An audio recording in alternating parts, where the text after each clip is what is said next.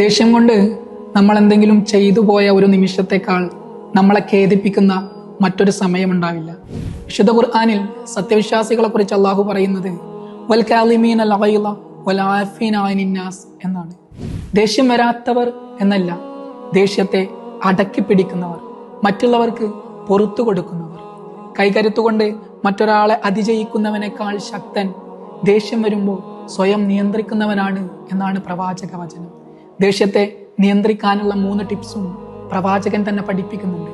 ഒന്നാമതായിട്ട് B silent. ദേഷ്യം വരുമ്പോൾ നിങ്ങളൊന്നും സംസാരിക്കാതെ ഇരിക്കുക. രണ്ടാമതായിട്ട് ചേഞ്ച് യുവർ പൊസിഷൻ.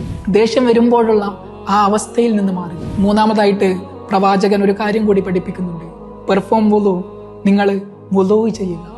അടക്കാൻ പറ്റാത്ത ദേഷ്യം ഇനി എപ്പോഴെങ്കിലും ഉണ്ടാവുകയാണെങ്കിൽ ഈ കാര്യങ്ങളൊന്ന് പ്രാക്ടീസ് ചെയ്ത് നോക്കുക.